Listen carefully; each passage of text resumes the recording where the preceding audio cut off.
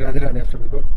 पिछले वीडियो में हमने NLR के बारे में जाना था, नॉर्मल लैप्स रेट के बारे में। इस वीडियो में हम लोग जानेंगे MALR के बारे में, जो कि होता है मोस्ट एडियाबेटिक लैप्स रेट। ये क्या होता है, ये जानने से पहले हमें दो चीज़ें समझनी पड़ेगी। पहली चीज़ लेटेंट हीट ऑफ इवापोरेशन, दूसरी चीज़ लेटेंट हीट ऑफ कंडेंसेशन। ये होता क्या है, और ये समझने से पहले आप समझिए लेटेंट हीट होता क्या है। लेटेंट हीट मतलब होता है हिडन हीट।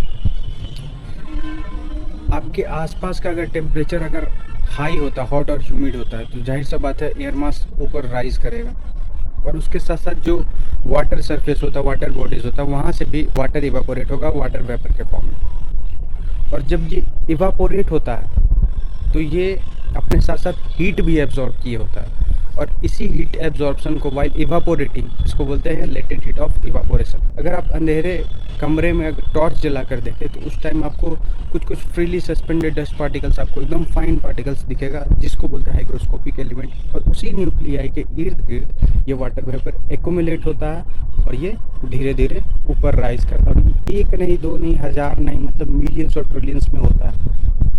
अब आप एक एयर मास को क्लोज सिस्टम मान के चलिए। ये क्लोज सिस्टम आपकी छत इतना लंबा चौड़ा भी हो सकता है, आपके 1 किलोमीटर लंबा चौड़ा भी हो सकता है। तो एक साथ एयर मास जब राइज करता है ट्रोपोस्फेयर के नज़दीक आसपास गया, तो वहाँ क्या होता है, ये धीरे धीरे अपना लेटेंट हीट रिलीज़ करता है। इसको बोलते हैं लेटेंट हीट ऑफ कंडेंसेशन। तो जितना भी वाटर वेपर्स होगा, आप समझिए कि एक नहीं, 100 नहीं, मतलब मिलियंस के फॉर्म में वाटर वेपर्स होता है। और एक close system of air mass में बहुत सारा वाटर वेपर्स हो सकता है। और वही वाटर वेपर जब कि जो लेटेंट हीट मतलब हिडन हीट होता है, वो धीरे धीरे रिलीज़ करता है। और जब रिलीज़ करता है तो अंदर का जो टेम्परेचर होता है और भी गर्म हो जाता है। तो जो उस एटमॉस्फेयर पे जाके रुकना होता है बादल को, वो उसके ऊपर और जाता है। इसी को बोलते हैं लेटेंट हीट ऑफ कंडेंसेशन। और इसी के बाद जब एक टाइम ऐसा आता है जब रिलेटिव ह्यूमिडिटी 100% पार कर जाता है, जिसको बोलते हैं सुपर सैचुरेशन, तब ये प्रेसिपिटेशन के फॉर्म में होता है।